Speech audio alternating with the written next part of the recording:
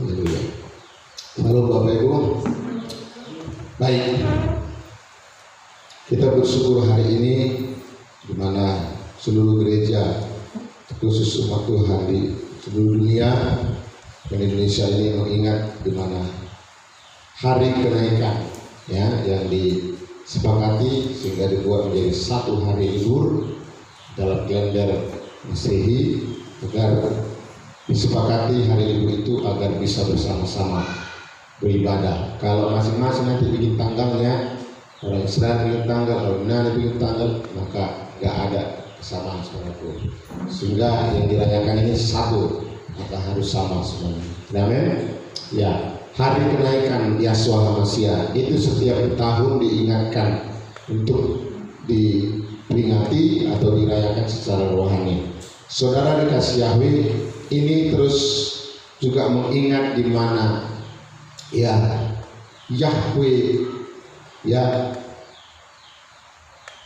yang adalah roh. Kalau dia naik ke surga dalam Kisah Rasul 1 itu sering kita sudah baca di Kisah Para Rasul 1 ayat 9 sampai 11, murid-murid langsung menyaksikan dia pada waktu itu naik ke surga. Langsung mereka lihat saudaraku ya naik ke surga ya. Naik ke surga apa artinya, aplikasi rohaninya? Saudara, banyak orang belum memahami arti naik ke surga. Bukan berarti Yahshua duduk di sebelah kanan Allah kata orang, duduk di sebelah kanan Yahweh kata orang. Bukan saudara. Berarti kalau duduk di sebelah kanan ada bapak ada anaknya dua di situ. Bukan. Huruf itu bisa mematikan kalau tidak bisa dipahami dengan benar. Firman Yahweh banyak, ada yang diartikan secara rohani, ada yang diartikan secara lahiriah. Amin. Dia naik ke surga artinya dia kembali menjadi aslinya. Sebab dalam Yohanes pasal 4 ayat 24 kita sering sudah baca, aslinya Yahweh itu apa? Roh. Yahweh Elohim adalah roh. Maka ketika dia naik di Kisah Rasul pasal 1, Kisah Rasul pasal 2 itulah disebut Pentakosta. Itulah wujud dia roh yang juga disebut Roh Kudus, Ruach HaKodes. Roh Kudus artinya roh yang kudus. Roh jahat, roh yang jahat, bisa ngerti? Roh Kudus, roh yang kudus. Rohnya itu siapa? Yohanes 4 tadi 24. Yahweh adalah roh. Jadi dia naik ke surga, dia kembali. Bukan berarti dia naik ke surga lalu bumi gak ada Tuhan. Kalau secara rupiah kan kalau dia naik berarti ada lagi di bumi. Sampai ada pengertian orang dengan logika karena tidak ngerti yang ini. Kalau Tuhan naik ke surga, siapa di bumi? Tuhan, gak ada Tuhan Yesus katanya. Firman Yahweh katakan, ya tidak bisa diselami dengan logika pikiran manusia. Siapakah engkau sehingga mengetahui pikiran Yahweh? Tapi Roh Yahweh sendiri memberikan pengertian kepada kita, karena Rohnya sendirilah, dia sendiri yang bisa mengerti pikirannya. Haleluya. Maka murid-murid harus penuh Roh Kudus. Dia naik ke surga, banyak pengertian orang, dia naik duduk di sebelah kanan Allah katanya. Dan tidak ada Allah di surga. Haleluya saudaraku, tidak pernah ada di sini saudara. Ya, itu hanya dibuat karena terjemahan bahasa Indonesia. Makanya Allah itu hanya ada di bahasa Batak Allah. Di bahasa-bahasa kitab apa tidak ada saudaraku di Indonesia ini, kecuali di bahasa Indonesia. Sebenarnya aslinya itu ya Elohim. Elohim untuk panggilan Tuhan itu Elohim. Tuhan artinya di kamus itu Tuhan. Tuhan itu artinya yang maha kuasa. Pencipta itu artinya Tuhan, bukan hantu ya. Haleluya. Tuhan. Kalau di Ibrani itu bentuk jamak. Jamak artinya memiliki satu arti. Pada mulanya Elohim. Iya. Amin. Ya. Immanuel, Yesaya 95. Immanuel, Elohim, singkatan Elo. El itu singkatan Elohim. Yah, singkatan Yahweh. Haleluya. Jadi kita harus paham, kenaikan dia itu adalah bicara hari Pentakosta. 40 hari dia ada di bumi setelah kebangkitan, Kisah Rasul 1. Dan setelah 40 hari, saudara, setelah dia naik, lalu 40 supaya Pentakosta. Pentakosta artinya penta, hari kelima. 40 hari harus tambah 10. Waktu dia naik, disitulah murid-murid kumpul di Kisah Rasul 2 di loteng untuk menerima kembali Roh Kudus yang adalah Yahweh sendiri. Yoel 2 ayat 32, Kisah Rasul 2 ayat 16 sampai 21. Kitab Daniel katakan pasal 12, pada akhir zaman tidak hanya pengetahuan secara sekuler bertambah, terutama sebenarnya pengetahuan secara firman akan bertambah-tambah, saudara. Pengetahuan ilmu dunia aja makin bertambah nggak? Mana ada lagi sekarang orang pakai handphone 3310 yang kata orang lempar anjing mati, saudara. Bertambah terus, habis 3G, 4G, sekarang sudah 5G. Huawei, ya, merek Huawei itu sampai bersaing dengan Amerika. Amerika ketakutan. Duluan orang mengeluarkan 4G, maka main apa, saudaraku? Terutama pengetahuan firman. Amin. Jadi kalau orang hanya mengetahui, dia naik, lalu dia naik dulu di sebelah kanan Allah, berarti ada Allah, ada Bapaknya. Lalu agama lain bilang, Tuhan kalian kok dua, ada Bapaknya, ada anaknya. Ketidakpahaman itu sering membuat orang akhirnya tidak mengerti, tidak menerima Yesua. Haleluya. Yohanes 8 jelas katakan, aku dan Bapa adalah satu. Kalau kau lihat aku, Filipus, kau telah melihat Bapa Yahweh. Begitu lama kau bersama-sama dengan aku. Jadi jangan kira saudara walaupun Filipus sudah murid bisa memahami pengenalan, belum tentu, saudara. Haleluya. Begitu berapa lama kau Filipus bersama aku? Sama lagi seperti si Thomas. Langsung gurunya Yesua, Tuhan. Sudah Tuhan aja gurunya, masih ada Thomas yang tidak percaya. Apalagi tempat seperti manusia seperti kami ini, gembala. Sudah Tuhan gurunya si Thomas. Siapa gurunya si Tuhan? Thomas. Langsung Tuhan Yesua gurunya. Itu pun dia kepercayaannya kurang. Haleluya. Nggak yakin dia kuasa Yahweh, kuasa kebangkitan. Sebelum dilihatnya, nggak hanya dilihat, mesti lagi dicucuknya tangannya. Lubang paku itu baru yakin. Sampai datang Yesua, sini ke Thomas. Nah, kalian ini. Iya. Maka Thomas itu juga disuruh menginjil ke orang-orang yang sudah susah percaya, ke India, mati di India juga. India terkenal dengan ular kobra sekarang. Haleluya. Dia mati di India. Ya, saudara kasih Yahweh, kenaikan Yesua ini yang pertama poinnya harus diingat. Dia bukan berarti dua. Walau ada kata ayat dia duduk di sebelah kanan Yahweh, bukan dua. Artinya dia kembali menjadi wujud aslinya Kisah Rasul 2. Yahweh adalah roh. Kalau disebut roh yang kudus. Setan juga roh. Roh-roh, Efesus 6 ayat 12, tapi roh-roh jahat, bukan roh kudus. Setan tidak pernah dikatakan roh kudus, roh jahat. Tapi kalau namanya roh kudus itu adalah Yahweh. Haleluya. Ya. Nah, saudara, yang pertama, yang kedua, apa yang harus kita perlu ingat tentang kenaikan Yesua? Yang kedua, saya memberitahukan tentang kenaikan ini adalah sesuatu momen yang luar biasa, suatu kejadian yang sangat, saya katakanlah, waktu pengangkatan ini adalah kejadian suatu yang sangat luar biasa. Kenapa saya katakan luar biasa? Perhatikan. Kalau sempat pesawat Apollo atau pesawat luar angkasa naik, itu kejadian atau peristiwa luar biasa nggak sama manusia? Sampai diingatkan manusia yang pertama ke bulan katanya, siapa itu? Neil Armstrong kan, sampai ke bulan. Itu naik, Itu kejadian luar biasa, susah dilupakan itu, pelajaran IPS ya. Sampai sekarang semua ingat.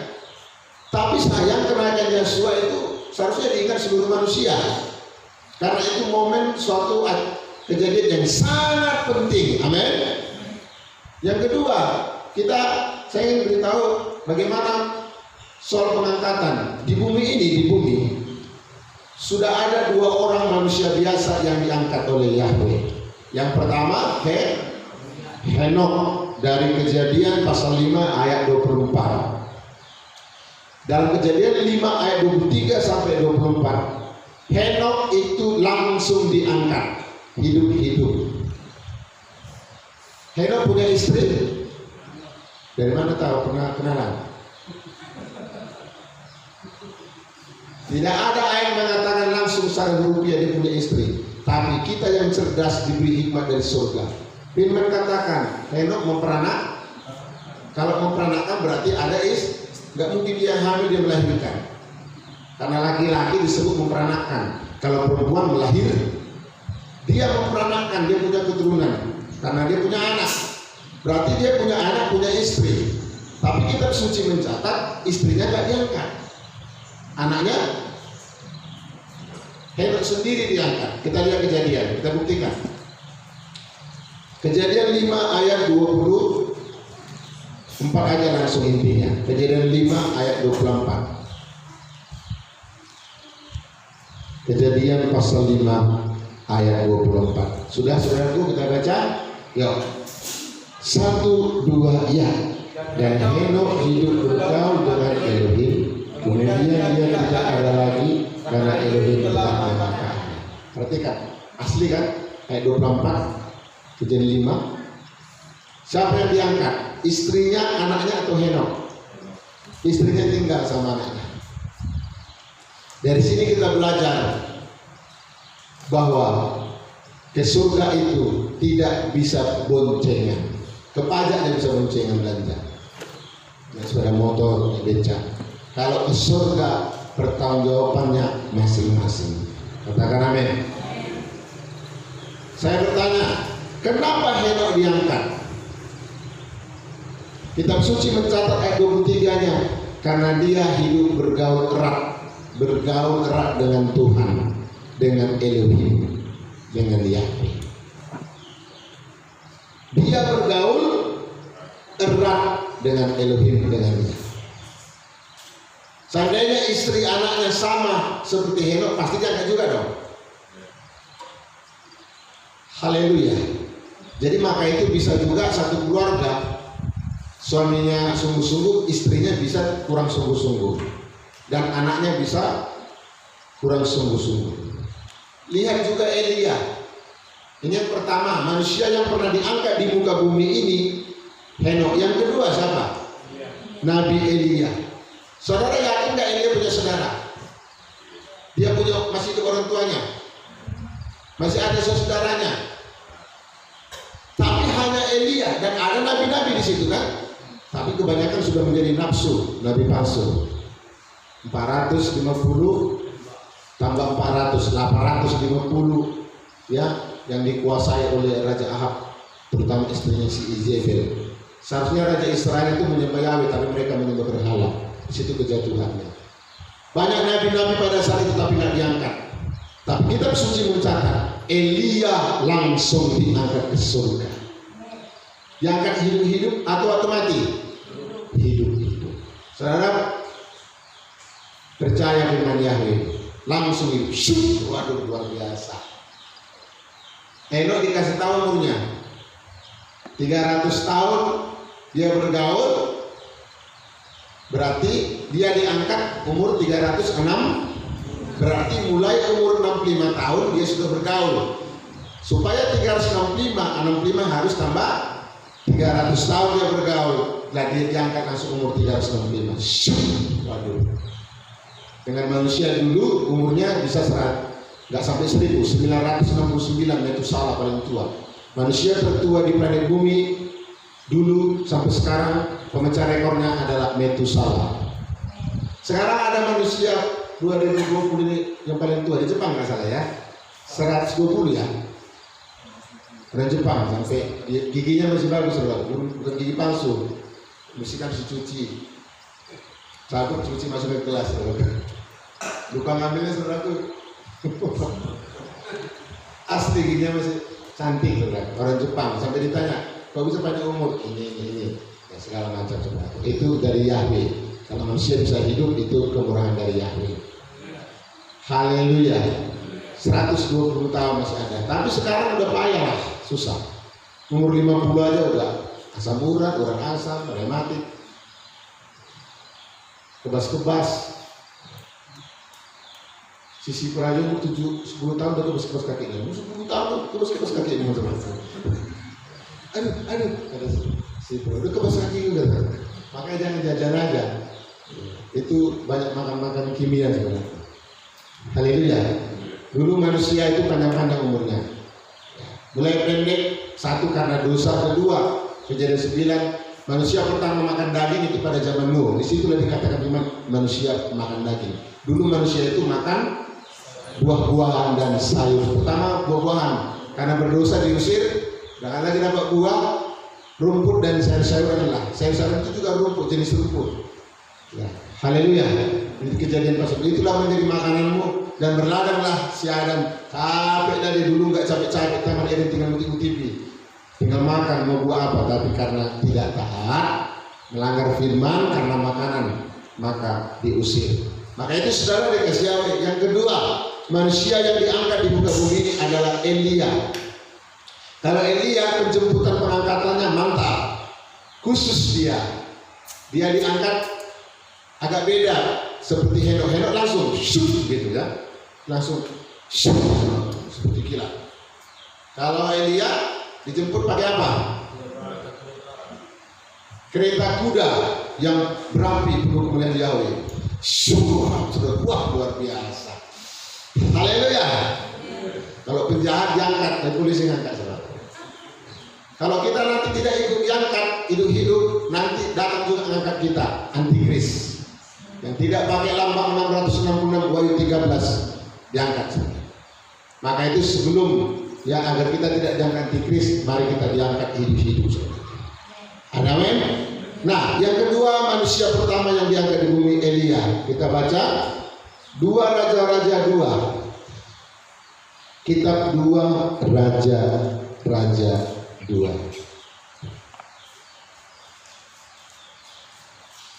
2 Raja-Raja 2 ayat 11. 2 Raja-Raja pasal 2 ayat 11. Kita baca ayat 11-nya. 2 Raja-Raja 2. Sudah dapat? Yuk kita baca ayat 11-nya.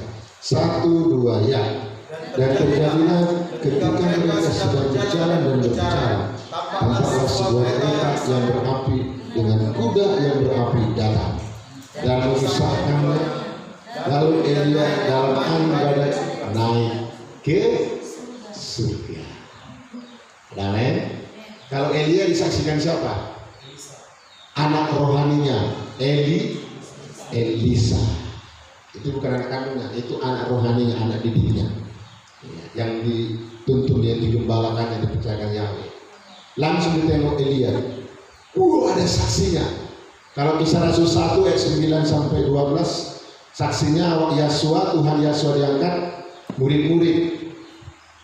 Dan di situ ada juga hadir malah malaikat ikut di situ saudara. Jadi dia diangkat di kereta yang berapi. Waduh, luar biasa. Kalau pada masa dulu kereta kuda itu punya siapa? Kerajaan, orang-orang raja. Sebab Yahweh memang raja di atas segala raja. Ada amin? Diangkat saudaraku, hidup-hidup. Ini yang kedua. Lalu saudara yang ketiga, siapa lagi nanti mau diangkat yang ketiga? Saya dan saudara lah. Matius 24 ayat 31. Kita baca. Sekarang kita siapkan. Setelah Henok, Elia sudah diangkat. Nah sekarang kita siap-siapkan diri nanti diangkat oleh Yahweh. Kalau nggak diangkat Yahweh, diangkat antikris. Iya.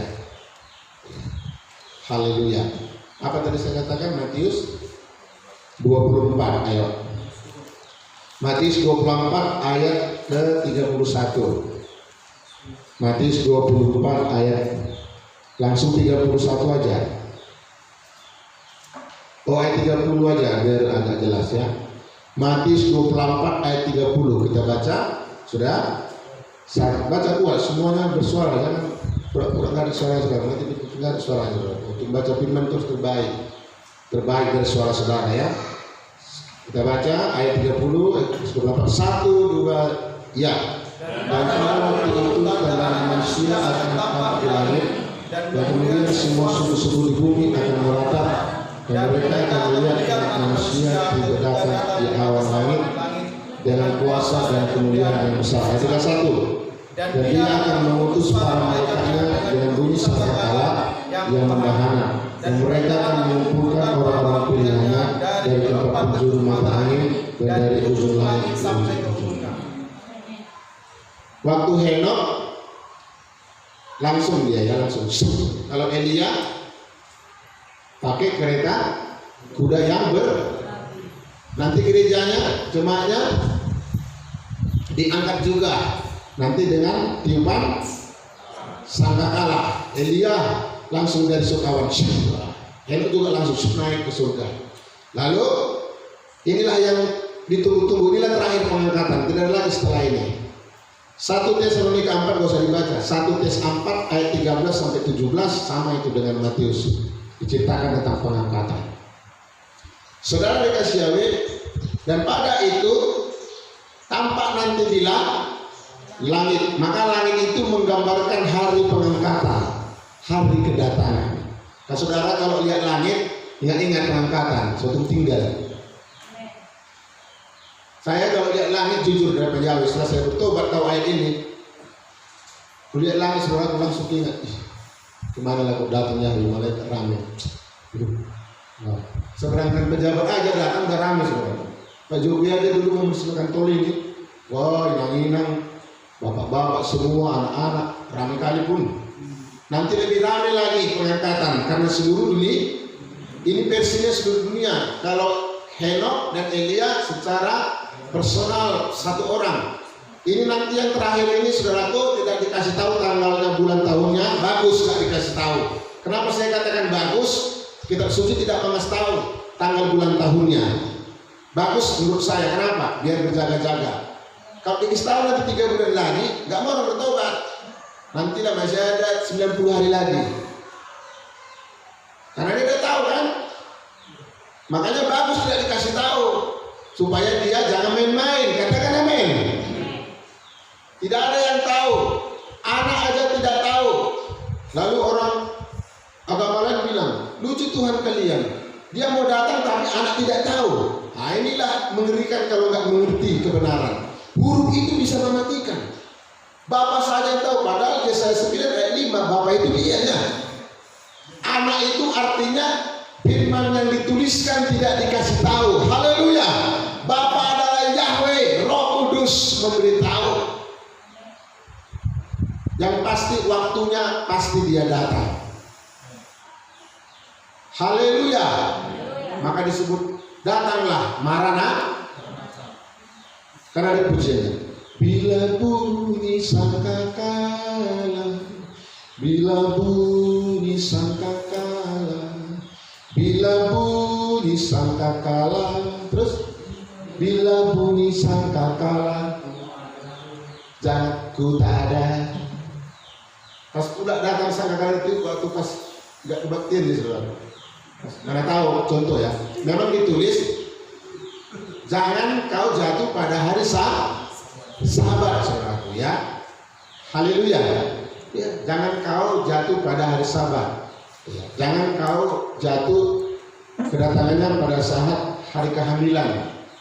Artinya belum lahir baru, belum mau disempurnakan seperti Wahyu 12. Perempuan yang melahirkan itu bisa kesempurnaan, maka tinggallah. Jangan engkau waktu kedatangan, kata kitab Lukas, kau masih di atap rumah. Haleluya. Maaf, kau turun, maaf bukan dia, kau turun dari atap, turun gara-gara harta kau turun, ya, turun rohani sehingga nggak bisa diangkat. Saudara kasih Yahweh, ini pengangkatan yang kita tunggu-tunggukan. Bisa datang hari ini Yahweh? Bisa. Bisa datang sore malam. Maka itu firman Yahweh mengajar Matius 24, berjaga-jagalah dikatakan. Berjaga-jagalah. Ya, coba ayatnya yang ke 42, Matius 24. Sekarang Matius 24 ayat 42 ya, yang kita baca sama-sama. Kuat suaranya biar dengar, malaikat juga mendengar. Jadi saudara ya senang ya. Kita baca ayat berapa tadi? 42 ya, Matius 24. 1, 2, 3 ya. Oleh karena itu berjaga-jagalah, karena kamu tidak mengetahui kapan waktunya. Kamu tidak mengetahui kapan waktunya Tuhan datang. Dari ayat ini, dari bahasa ini bisa kita tangkap yang pertama, dia pasti dah. Cuma masalah jam, bulan, tahunnya nggak dikasih tahu. Yang pasti dia dah. Maka itu kita diperintahkan gerejanya jemaat berjaga-jagalah. Jagalah hidup kita, terutama ibadahnya, doanya, penyembahnya, firman dijaga. Filipi 2:12, kerjakanlah, jagalah keselamatanmu. Wahyu katakan jangan sampai ada mahkota yang mengambil mahkotamu. Tuhan sudah kasih mahkota keselamatan, bisa diambil, dicuri oleh setan, bisa dipindahkan ke orang lain. Maka yang terdahulu bisa menjadi yang terakhir. Perlu dijaga keselamatan itu, saudaraku. Haleluya. Jangan heran bangsa Israel gugur semua, yang dari Mesir, yang keluar dari Mesir ya, beda yang lahir di jalan. Keluaran katakan yang keluar dari Mesir saja laki-laki berapa? 600.000 orang keluaran dibaca ya. Laki-laki berarti tambah istri 600 tambah 600. Kalau satu istrinya.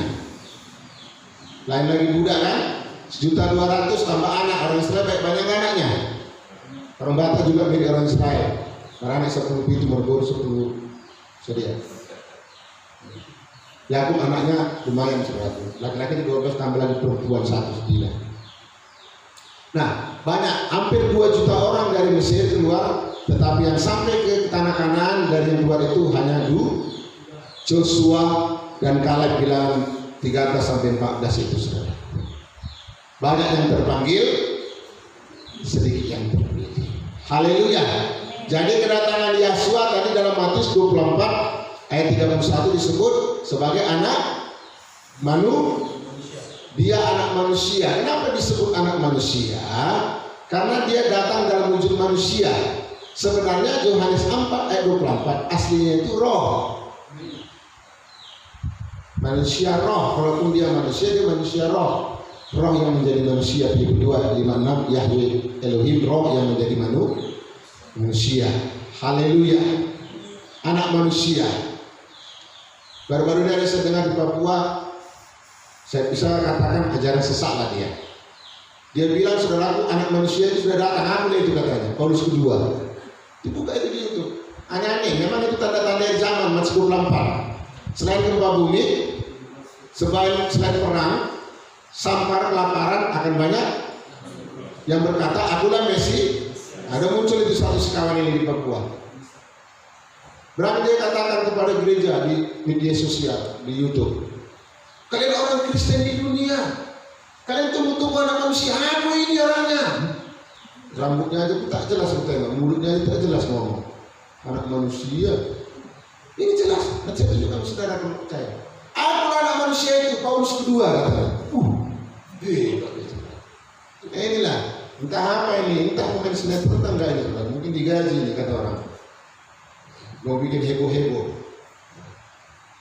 Akan muncul Mesias Matius 24 yang berkata, akulah satu si kawan ini, saudara. Haleluya. Nama Yahweh juga belum kenal, akulah Paulus. Itu langsung dia bilang, hai kalian orang Kristen, kalian sesat, yang kalian tunggu-tunggu itu akulah, kata saudara. Dengarkan ini, kalau dia dengar ini bertobatlah. Engkau harus bertobat. Kau mengenal nabi palsu. Matius 24 coba. Anak manusia itu Yahshua. Dia pun datang harus ada Ini datang di Papua jaga malaikat. Naik mobil aja juga aku tengok dia datang. Kalau anak manusia masuk ke pelampat dia disertai malah malaikat, saudaraku. Haleluya. Dan ada suara sangkakala. Hebat toh. Inilah dikatakan dosa akhir zaman 2 Timotius 3. Banyak orang tidak tahu berlagak tahu. Maka orang yang tidak ngerti bisa diburu-burui. Makanya saya pengikutnya itu, saudaraku. Doakan supaya dia sadar. Mazmur 24 ayat berapa itu? Banyak nanti orang enggak yang akulah Mesias. Mazmur 24 ayat 5. Ayat 5. Kita baca ayat 5, Mazmur 24 ayat 5. Sudah? 1, 2 ayat. Sebab banyak orang akan datang namaku dan mengatakan akulah manusia, dan mereka ini tanda akhir zaman sudah digenapi, berarti memang akhir zaman itu. Gempa bumi sudah, peperangan hampir perang dunia ketiga kemarin kan, baru sampar penyakit menular sudah digenapi, kelaparan udah banyak, sekarang kelaparan dulu memang sudah pernah tapi digenapi terus. Nah inilah satu ini sekawan ini, dia mengaku dialah anak manusia itu katanya, dialah Yesua kan dari saudara. Jadi memang mungkin menurut saya roh iblis Lucifer yang masuk sama dia. Karena hanya Lucifer yang berani mengatakan Yesaya pasal 4, aku hendak mengatasi surga. Berarti dia mau punya surga. Yesaya 14 kata, aku hendak mengatasi malaikat. Aku hendak lalu turun. Doakanlah agar dia sadar, jangan dia menyesatkan banyak orang. Mau lihat orang itu nabi palsu, nafsu kata orang. Orang bilang nafsu, nabi palsu. Jangan ngomong kataku, kata ini, kata roh. Roh itu mana? Ada 2 roh. Ada roh kudus, ada roh jahat. Ada rohnya sendiri. Kitab suci mengatakan, ujilah roh itu. Amin. Dan Yohanes katakan, Roh Kudus akan memimpin pada nabi-nabi dulu bernubuat, selalu ada yang tertulis. Nabi-nabi selalu bernubuat, yang kedua dia tepat nubuatannya, tidak salah. Haleluya. Jangan-jangan katanya bukan nubuat tapi lubuat. Lubuat beda sama dengan nubuat. Pada zaman ketika Roh Kudus dicurahkan memang ada nubuat-nubuat, tapi nubuat-nubuat yang ada tertulis. Matius 4 katakan, setan, ini engkau iblis. Sebab ada iblis hanya bisa ditaklukkan, penyesatan hanya bisa ditaklukkan dengan ada tertulis. Maka harus belajar firman Yahweh. Jangan baca 1 ayat 2 ayat lalu tidak baca lagi kebenaran untuk menjelaskan yang sebenarnya. Sudah jelaskan saudaraku, kedatangannya anak manusia itu disertai malaikat, Matius 24:31. Dan kedatangannya pun itu soal pengangkatan ke surga. Jadi saudara dikasih Yahweh, inilah yang kita nantikan. Saudara rindu nggak pengangkatan? Susah bilang amin ya. Masih banyak proyek ini, masih enak dosa, ya. Cita-cita belum terwujud, masih semester sekian. Mau semester sekian, mau ubannya udah ada, mau tunggu ada uban. Kalau Yahweh datang, tidak ada ceritanya. Yang tinggal kena antikris, anti Hamasia. Wahyu 13 ayat 13 sampai sekian. Disiksa. Dan Wahyu dikatakan seperti sengat kalajengking. Menderita sampai dikatakan firman, kerta gigi, bergigi sama gigi belaga saling mengerikan. Sedangkan masa PKI aja ngeri gak? Film PKI itu siapa nggak mati? Jenderal itu gak berapa lewat, bukan disayang-sayang itu, disiksa. Lebih ngeri lagi dari situ sudah. Mau lari, mati tidak bisa langsung mati. Kalau langsung mati enak aja, masuk surga enak aja. Kalau hanya langsung mati, saya pun mau dipenggal aja, orang pentingnya dipenggal. Nah, nggak ada sakitnya itu. Tapi kitab suci mengatakan disiksa 3,5 tahun. Banyak orang minta mati, tapi maupunlah. Itu memang siksaan 3,5 tahun, saudaraku. Maka dikatakan siksaan itu begitu mengerikan. Jangan kita sampai tinggal ketika pengangkatan. Haleluya. Bila bunyi sangkakala. Kemarin berapa tahun lalu ya, sempat heboh dengan fenomena suara sangkakala. Haleluya. Rupanya Pak Pendeta di Jalan Mandala dia, baru Tuhan. Di gereja rupanya orang itu sangkakala. Tapi bagus juga mengingatkan kedatangan Yesus. Haleluya. Sebelum ada trompet, apa namanya, saksofon, boleh kan kita masuk ke gereja itu musik? Dulu boleh, sekarang boleh. Dulu itu sebelum ada itu sangkakalanya dulu, saudara. Dulu memanggil bangsa Israel pakai kumpul supaya ibadah, supaya dengar instruksi dari surga. Mau perang juga. Tapi karena sudah susah dapat sangkakala, tanduk domba atau tanduk binatang yang mirip domba yang lain, kijang, udah susah dapatnya. Maka sekarang harganya jutaan.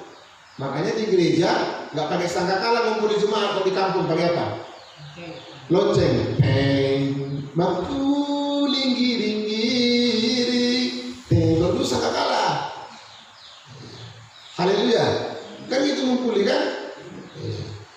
Cuma dipakai juga untuk memberitakan jemaah yang mati. Rupanya anak-anak yang bikin saudara sudah mati. Anak-anak yang gini-gini semua. Di kampung masih ada tuh nggak? Ada teman saya itu di kota sana, gerejanya dibangun orang kaya, gereja karismatik, tapi dibikin giring-giringnya. Ngumpuli. Tapi ngumpuli tadi dalam Matius 24 ayat 31, ketika pengangkatan itu seluruh dunia. Indonesia, negara Amerika, sekarang ada berapa negara? 200 lebih ya yang kena COVID-19, sudah 200 negara lebih. WHO berkata tidak ada satu negara pun yang mempan. Sudah diumumkan. WHO itu memang sudah dari penelitian. Ada kan? Itu dibuat WHO, Badan Kesehatan Dunia. PBB juga kan dibuat itu. Kalau ada PBB ngomong, benar nggak saudara? Ya pasti kan namanya sudah persikatan, STM-nya negara itu PBB. Persikatan WHO sudah katakan COVID-19 ini, virus corona ini kayaknya akan ngontrak atau apa? Nggak ngontrak lagi, menetap di bumi ini kan. Seperti virus-virus yang lain. Tapi kita jangan takut. Sekalipun Sadrak Mesak Abednego dibawa ke perapian yang begitu mengerikan, kalau Yahweh ada bersama dia, Sadrak Mesak Abednego, satu rambut pun tidak ada yang terbakar. Virus corona, mau di atas virus corona 2 pun datang, mau lebih parah pun itu datang, silakan datang. Tetapi virus-virus lebih di bawah kaki Yeshua HaMashiach. Haleluya. Percaya? Buktinya bangsa Israel lebih dari virus corona 12 berapa? 10 tuh lebih parah itu daripada virus corona. Langsung mati saudaraku. Penyakit borok. Ini belum kena borok saudaraku. Virus corona ini bukan akibatkan borok-borok. Raja kena, menteri kena semuanya.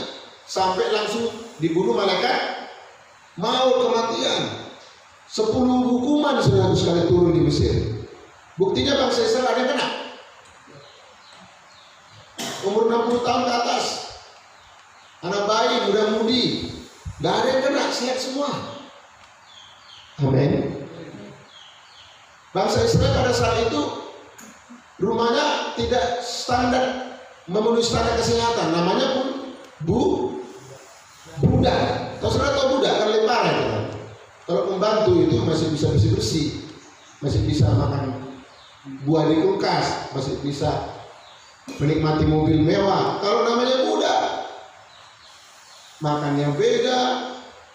Bangsa Israel budak pada saat itu saudaraku. Tidak steril sebenarnya rumahnya, tidak steril. Tetapi satu pun tidak ada yang kena kata firman-Nya. Haleluya. Yakini itu saudaraku. Makanya jangan menjadi penakut. Roma katakan takut mengandung hukuman. Memang salah satu banyak orang kena corona yang pertama juga dia sudah ketakutan duluan. Maka apa yang kau takutkan, Ayub katakan itu yang datang kepadamu. Maka firman Yahweh katakan janganlah takut, sebab Yahweh menyertai engkau.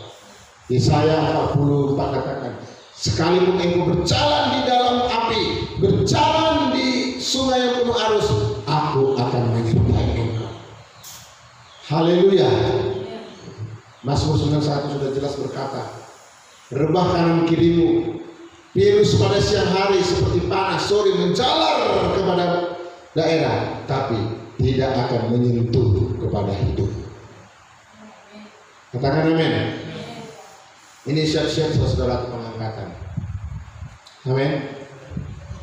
Firman katakan tadi dalam Mazmur 24 itu judulnya di atas ayat yang ke-37 ada yang diangkat. Berarti kalau ada yang diangkat, ada yang tinggalkan, seperti Henok sendiri diangkat, Elia juga diangkat, ada yang tinggal dan yang lain. Jadi sebabnya kita jangan sampai tinggal. Saudara rindu semua diangkat? Kalau tinggal anak-anak kita mengerikan sebab. Maka suami istri harus sehati. Ya. Jangan lagi berbeda-beda. Haleluya. Kurangi saudaraku. Kalau kita lagi berbeda, berantem, pas datang sangkakala itu nggak diangkat, pasti tinggal. Paling polisi ngangkat saudaraku, karena ada bertengkar saudaraku, atau polisi diangkat saudaraku. Nggak bisa. Ketika kita saudaraku nggak sungguh-sungguh, malas berdoa, tidak ibadah, tidak berdoa sungguh-sungguh, bersungguh-sungguh ketika kita sungguh-sungguh diangkat, tidak.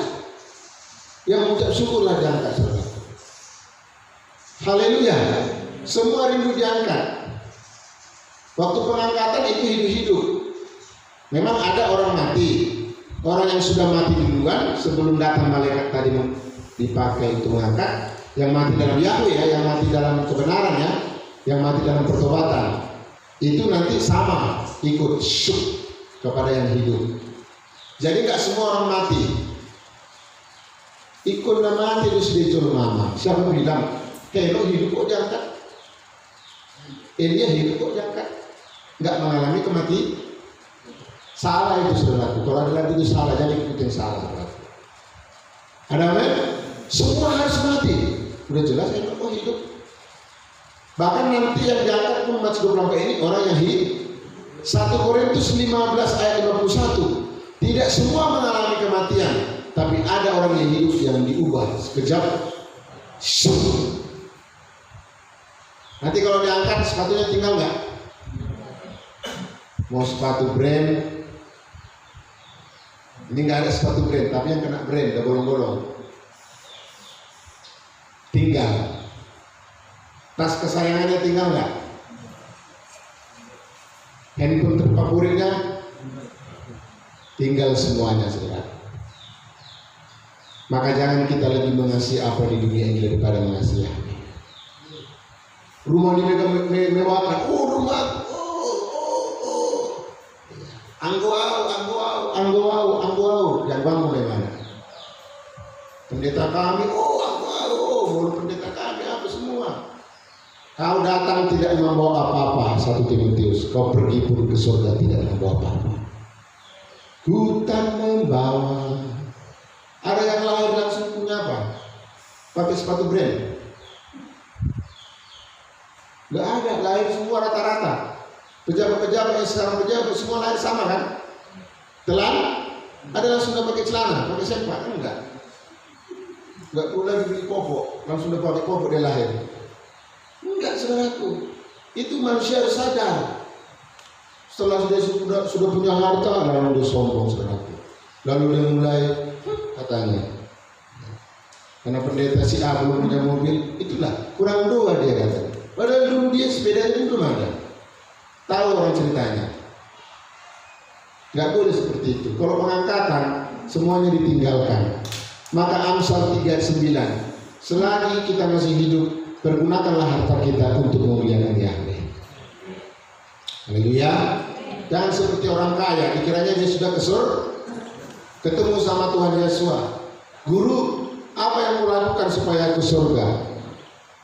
Apa rupanya sudah kulakukan? Aku ibadah, bagus. Udah ini, melayani, kemana ini, bagus. Apa kata Tuhan? Belum bisa kamu surga, dan mau hidup itu surga. Ada satu lagi yang kau lakukan, apa? Kau masih mencintai hartamu, kau pelit, kau pikir. Maka disuruh ngapain? Coba ini kasih hartamu sama orang. Maka Matius katakan orang kaya sukar atau sangat sukar? Sangat sukar masuk surga. Ini kan bicara surga, bicara pengangkatan. Sangat sukar bukan berarti nggak bisa, tapi juga sangat mustahil kecuali terjadi mujizat. Sama seperti melamar pegawai negeri PNS. Sangat sulit nggak? Sangat sulit nggak? Sulit banget. Jadi kalau ada orang bangga dari aku pendeta terkaya, sampai ada catatan 10 pendeta terkaya di Indonesia. Nah, itu paling bahaya. Kalau ada orang kaya yang bertobat, nah itu mujizat seperti Sakeus. Sekali bertobat, gak tanggung ngasih orang hartanya. Berapa kali lipat? 4 kali lipat. Berapa dulu uang tanduk ditipu? Contohnya 50 juta. Nah, kali 4. Dibongkar semua, bersuka cita. Apa kata Yesua? Hari ini terjadilah keselamatan. Sebab Sakeus adalah juga keturunan Abraham. Haleluya, saudaraku. Amin. Jadi orang kaya salah satu penghalangnya hartanya. Itu bukan saya yang bilang. Kalau saudara mau protes jangan sama saya, sama Tuhan lah protes. Kok kau bilang gitu? Ya Tuhan lah bilang doa. Makanya syaratnya gereja mula-mula Kisah Rasul 2 waktu Pentakosta sudah dicurahkan Roh Kudus. Mereka ada yang menjual praktik, nggak hanya ngomong. Ada yang jual rumah, ada yang jual sawah hartanya, lalu dibawa itu jelas terjadi, itu pekerjaan Roh Kudus. Sekarang jemaah jangan bicara harta, ngajak korban pura-pura miskin semua. Tapi di Facebook semua orang kaya, logo-logonya, makanannya pun tis. Tapi kalau diajak berkorban, sama seperti cerita, karena supaya adil, Pak Pendeta bikin kapas. Karena disuruh berkorban gak ada yang mau. Siapa yang mau berkorban untuk ini? Gak ada angkat tangan, udah gini aja lah. Kita buat kapas, hidupkan kipas semua. Begini kan. Nanti kumbus, ini istilah. Kemana kapas ini? Semua setuju. Gimana kapas ini berhenti? Dia yang berkorban. Karena dia aja berkorban gak makan gitu, cuma kayak gitu kan. Ada yang seperempat tiang. Tapi kalau dibilang, siapa mau diberkati? Langsung tinggi-tinggi. Hampir kena kipas tangannya. Orang kikir gak masuk surga loh. Dan saya ngomong itu. Terutama kikir sama Tuhan. Haleluya. Jangan saudara kira diangkat. Rupanya antikris yang mengangkat. Kok gak diangkat aku? Ya kau kikir. Pendeta terkikir. Jemaat terkikir. Cornelius terkenal bukan kikir. Cornelius terkenal orang yang murah hati. Doanya, ibadahnya telah diingat Bapa Yahweh. Katakan amin. Haleluya. Ya, ketika ini saudara. Makanya itu saudara dikasih Yahweh. Ya. Lalu cerita tentang apa tadi? Diembuslah kipas apa? Kapas ini halus. Kalau kipas ini mulai menghingga kepada ibu dan ibu ini.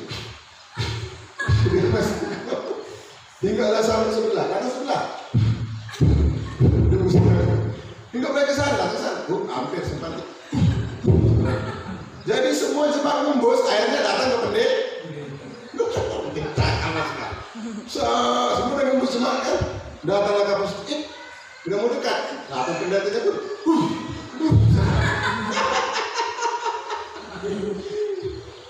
Rupanya kapas itu hingga kepada orang paling miskin. baru mati lah dia. Karena napasnya tidak kuat lagi, dia udah sakit, kamu sudah bisa. Pasal sama dia kapasitas saudaraku. Itu ilustrasi, memang banyak terjadi seperti itu. Haleluya. Ketawa kita tapi sering terjadi seperti itu saudaraku. Haleluya. Kalau bangsa Israel disuruh berkorban, ketika Musa, Yahweh katakan Musa suruh jemaat semua berkorban agar dibangun bait suci. Siap, Bapak Yahweh. Kumpul semua jemaat, korban. Masmu apamu semua. Kita suci berkata sampai Musa bilang stop. Ada orang jutaan. Stop. Kenapa? Udah lebih cukup. Wah, jangan gereja seperti itu lebih. Ini pun saudaraku, janji sebulan, 3 bulan pun tak dikutip. Nggak stop. Tapi kalau untuk beli paket, sekarang banyak orang melu nggak makan, tapi paketnya dia hadir terus di Facebook. Tapi Facebooknya melu, ngeri kali hidup ini nggak makan. Tapi aktif Facebooknya berarti ada beli paketnya. Beli paket sekarang paling murah berapa? 30 udah malu dengan dia, harus malu dia, nggak ada uangnya. Tapi ngeluh nggak ada uang. Kecuali tiba-tiba, ya, kok udah berapa bulan ini nggak muncul, maklum lah dia. Nah itu memang betul-betul nggak ada uangnya. Mati paketnya, Facebooknya berbulan-bulan, tiba-tiba muncul, sudah muncul saya. Agak harus dijawabnya, biasa lah ya. Ini terus, WA-nya aktif terus. Haleluya. Tiba disuruh ajak korban, kayak yang ngembus kapas tadi. Seharusnya kalau kita disuruh berkorban seperti Kornelius, senang dia sampai malaikat datang kepadanya. Katakan amin. Katakan amin. Jangan seperti terjadi diumpamakan Yosua, ada orang yang dirampok, lewatlah ahli, lewatlah imam-imam. Sama seperti tadi ngembus kapas itu, ngembusi. Lalu datanglah orang Samaria. Apa kata Yosua? Siapa yang benar? Lakukanlah seperti yang kukatakan. Berarti itu firman. Amin. Haleluya. Jadi sebenarnya kalau menurut saya tidak ada alasan tidak datang ibadah karena nggak ada kolektif. Buktinya aktif paketnya.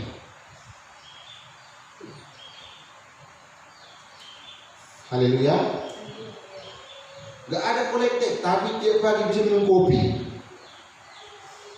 Kalau nggak ada kopi nggak enak rasanya. Tapi waktu disuruh ibadah nggak ada kolektif.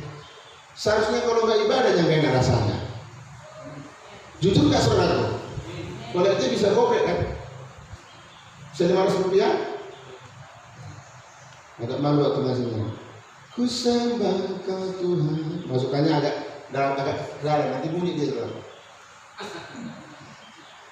Rupanya dia berusaha pelan. Sebelah juga, uang receh juga, jadi bunyi ting terakhir. Nggak apa-apa. Janda korbannya 1 peser, hanya itu uangnya. Tapi dia berikan sepenuhnya. Lalu Yosua katakan, janda itu telah mendapat yang terbaik. Katakan amin. Haleluya. Janda Sarfat saudaraku hanya itu punya dia. Lalu datang Elia, berikan kepadaku. Maka terjadi mujizat. Amin. Mau terjadi mujizat pada masa corona seperti janda Sarfat? Janda Sarfat terjadi mujizat ketika Nabi Elia minta. Berarti nanti aku datang ke saudara. Apa yang ada? Ya Pak 10 kilo beras lagi. Kasih ke gereja. Mungkin langsung panas tengah. Jadi contoh aja maksudnya. Yang tadi sudah nggak ada mengatur saudara. Haleluya. Janda Sarfat mendapat mujizat ketika dia memberikan kepada hamba Tuhan dalam kekurangan. Amin. Jangan mau aminnya aja, ya prakteknya takut. Haleluya. Saudara kasih tahu Elia maka diangkat itu, kita kan sudah lihat. Elia diangkat hidup. Elia punya dosa? Punya. Punya kelemahan? Punya. Tetapi dia mau seperti Paulus, bukan aku selalu sempurna, tapi dia mengejar. Dia bukan sempurna, tapi disempurnakan. Kita bukan sempurna, tapi disempurnakan. Kita bukan orang benar, tapi dibenarkan. Katakan amin. Yasualah kebenaran. Tidak satu orang pun yang tidak berdosa di dunia ini. Tapi bukan berarti kita harus berdosa terus. Upah dosa adalah mau. Tapi kalau kita hidup sebagai orang pilihan, ingatlah, bila bunyi sangkakala. Pernah nonton film pengangkatan? Ada yang waktu di sawah, Pak Lukas diangkat, datang kawan yang tinggal lagi membaca. Pak Lukas, tinggal bajunya. Mana Pak Lukas? Itu ilustrasi pengangkatan. Diangkat, maka itu kita sungguh-sungguhlah. Sekalipun banyak tantangan yang kita hadapi, jangan nanti sampai kita tidak ikut diangkat, apalagi mati dalam dosa. Amin. Mati di dalam kesungut-sungutan. Namanya aja tuh pas mati bersungut-sungut dia. Pasti mukanya tuh mati gini. Namanya bersungut-sungut. Coba mati dalam jahil. Ini ada saudaraku pernah orang sakit didoakan tak mau, udah mau mati pun merepet dia. Apa itu doa? Mati. Musa mati wajahnya penuh kemudian loh. Sampai mayatnya mau tutup. Karena Musa manusia paling lembut di dunia. Abira orang memberontak. Jangan seperti itu. Musa hanya berdoa, Bapak Yahweh, jubul-jubul ngalah ke Bapak Yahweh. Kayak kalau orang ini Bapak Yahweh udah memberontak, langsung turun Bapak Yahweh. Nah yang jubul-jubul itu. Ini si Korah ini dan keluarganya, satu keluarga memberontak. Oh ya udah, tenang aja kau. Langsung dibuka bumi, habis satu keluarga. Ada lagi memberontak ini Bapak Yahweh. Dulu waktu di Mesir dipuji-pujinya aku, Musa gembala kami hebat. Waktu laut terbelah, cas. Gembala kami Musa, sekali pukul tongkat. Waktu baru keluar. Tapi waktu nggak ada makanan di padang gurun, jangan seperti itu saudaraku. Kalau terjadi mujizat, amin 300 kali. Pakai 300 lagi saudara. Haleluya. Waktu laut terbelah mereka bersorak-sorak. Betul, itu memang harus. Tapi waktu mereka di tengah jalan di padang gurun, mulai mereka timbangannya kurang. Karena mereka hanya makan mana, bukan tak makan orang itu. Adanya makanan. Tapi Yahweh mengajar makan secukup. Lalu mereka marah-marah. Bagaimana Musa? Baris orang itu rame-rame. Bikin kelompok pula, orang di sana habis itu maju. Kami mau protes, apa? Kami haus. Dulu kami, cerita dulu lagi kan? Dulu kami di jemaat. Udah perjalanan rohaninya pun jauh. Cerita dulu lagi. Dulu kami enak kali dalam Tuhan. Sejak ibadah kepada Yahweh, ngiri deh. Ya kembali ke Mesir. Di Mesir ada semangka, ada apa lagi? Ada bawang pre, enak, memang enak nggak ibadah, bebas cari uang, haleluya. Apalagi yang nggak ibadah minggu, senang kali orang. Kita nggak perlu ibadah hari minggu karena apa? Rupanya dijualan. Senang dia saudaraku nggak ibadah minggu, rupanya target dia supaya bisa dia lancar. Ada saudara meninggalkan ibadah, padahal dikatakan Roma Ibrani 10:25, jangan tinggal.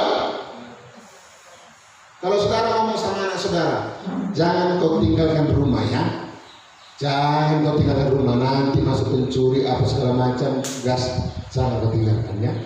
Lalu anak saudara meninggalkannya, mana saudaraku? Masuk ke pencuri, hancurkan rumah yang sudah berabdi contohnya. Dia pergi main-main, dia pergi suka hatinya. Begitulah juga Sekarang kalau ketika kita meninggalkan ibadah, datanglah setan, dihancurkanlah. Salah siapa? Salah kita sendiri. Haleluya. Kalau disuruh ibadah langsung berkali hatinya. Aduh, ayolah, cepat kali. Teman, atau hari Jumat, cepat kali minggu, itu perlu bertobat itu. Tapi kalau sinetron, kapan sinetron ini minggu? Tidak boleh seperti sekarang. Itu tidak akan diangkat sekarang. Orang yang diangkat itu adalah seperti Henokh, hidup bergaul sungguh-sungguh.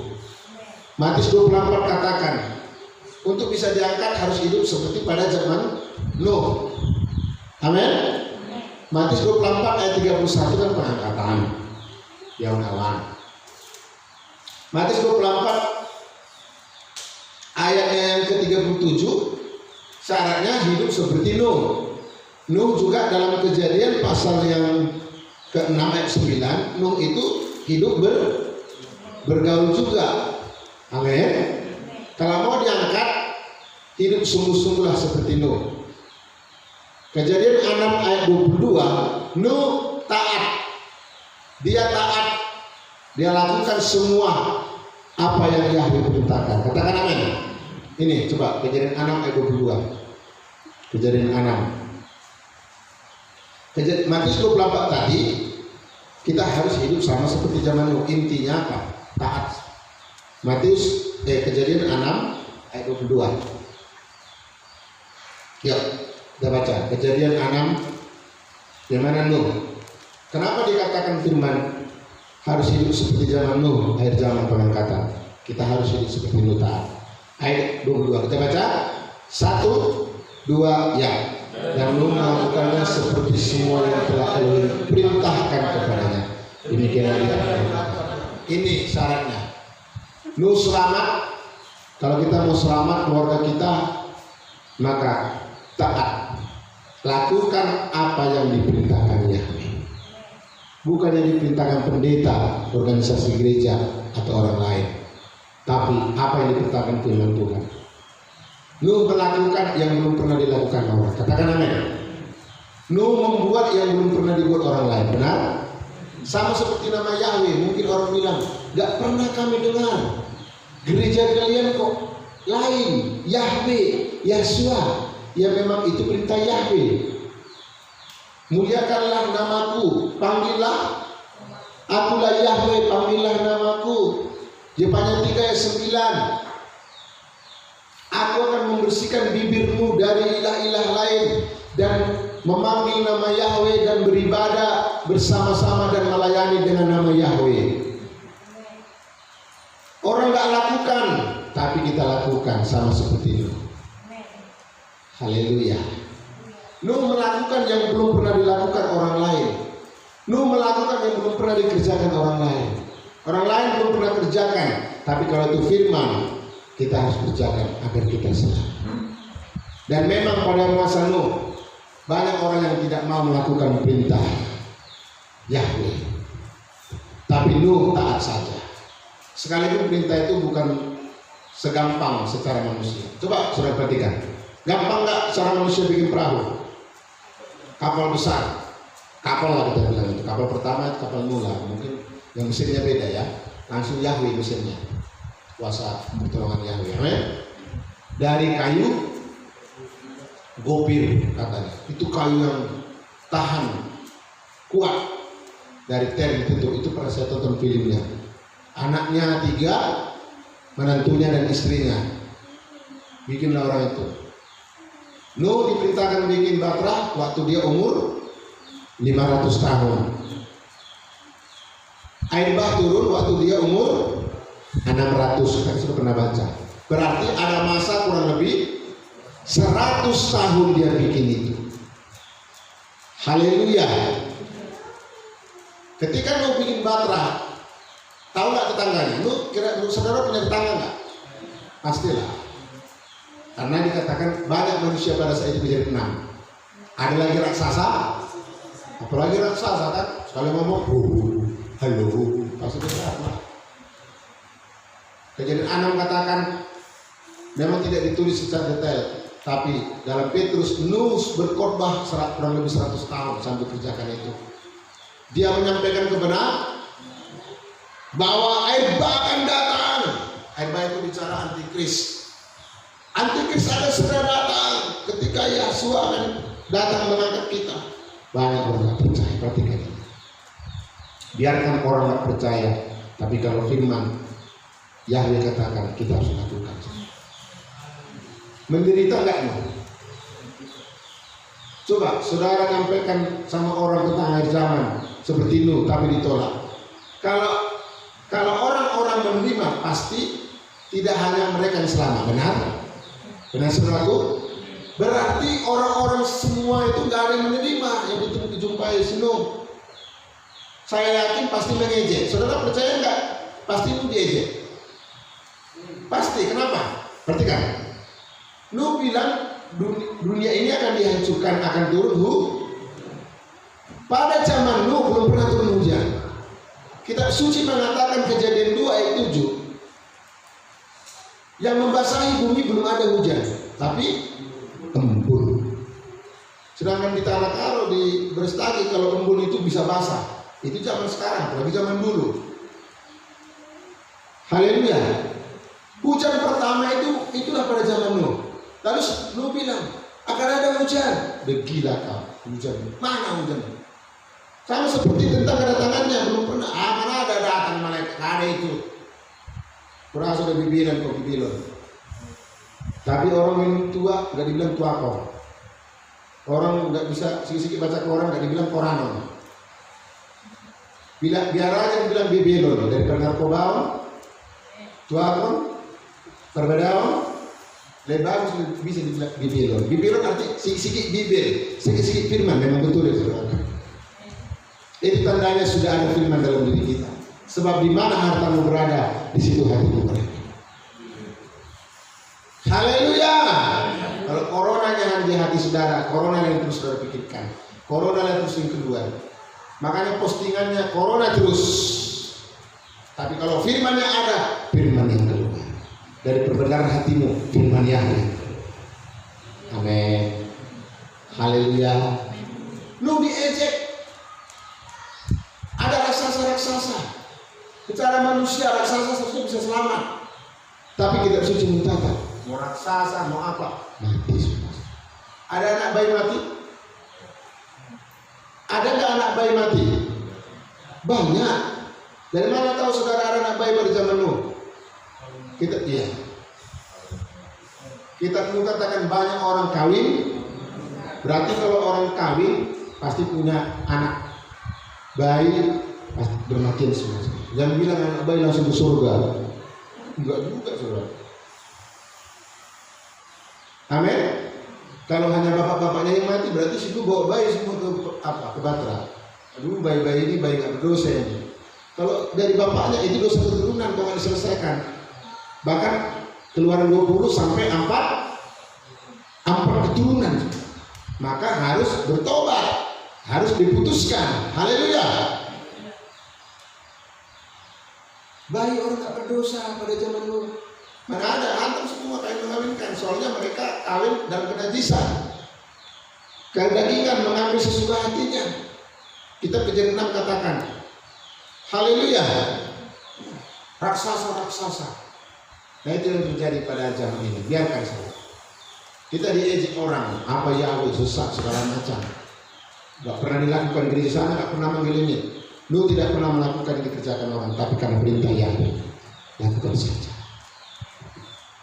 Haleluya, saudaraku. Amin. Apa itu ibadah, apa itu doa? Bayangkan 100 tahun lu menginjil, memberitakan kebenaran.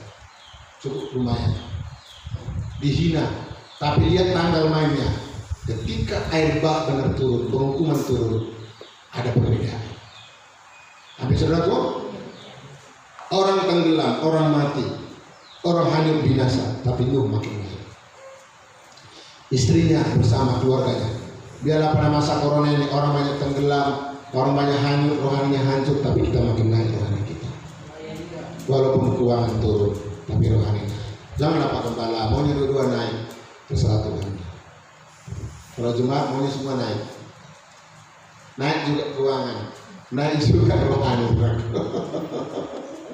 Haleluya, haleluya. Kalau apa-apa nggak perlu, sekalipun nol, kosong sana, kosong sini, kosong sana, kebun anggur kosong, kebun zaitun, domba, kandang lembu kosong, namun aku tetap beria-ria. Haleluya. Mau seperti itu? Ibu-ibu, gak ada beras beria-ria. Pulang suaminya, yes suamiku apa? Habis beras. Sama nasi. Terus periksa juga. Sama nasi kau ya. Biasanya dibati kopi itu. Biasanya sip-sip. Suamiku udah pulang kita. Luar biasa Yahweh. Walaupun beras kita sedikit, tapi kita sia-sia. Yes, yes. Asing. Dipanggil Pak Gembala tolong datang ke rumah. Sama kasih istri kon, yang sama biasa lah. Datang Pak Gembala. Kenapa Bu? Tapi kita Habakuk sekalipun jatuh mengecewakan. Haleluya. Pohon anggur tidak berbunga, pohon ara tidak berbuah, namun aku tetap. Oh, urip puna soalnya lari. Dah mau lari. Suami beria-ria, nah gitu. Bisa seperti itu Ibu? Susah ya, tapi kok bapaknya hamil. Beria-rialah, bukan dikatakan bersyukur-syukurlah hambaku waktu tidak ada apa-apa, lalu merepek-merepek dia, nggak ada ayatnya. Beria-ria, apa beria-ria? Bernyanyi-nyanyi, bersorak-sorak. Udah ada itu, kalau bisa ada, itu mujizat. Jadilah istri-istri mujizat. Amin. Beria-ria. Segala puji syukur tangan. Tetangga pun dengar, semua nasi keluarga. Harusnya berbeda saudaraku. Haleluya. Orang mau demon, biar kita jambak keplingnya itu, murahnya itu. Aku di depan. Gak usah bikin-bikin seperti itu saudara. Amin saudaraku. Haleluya. Berharaplah kepada Yahweh. Pemasmur katakan, dari manakah pertolonganku pada masa corona ini? Kata saudara. Kuliah di gunung-gunung, nol. Kuliah BLT, baca. Kuliah sembako, baca. Apa lagi namanya? BKA, bansos. Seperti apa? Pohon ara, pohon zaitun, kosong semuanya. Tapi aku masih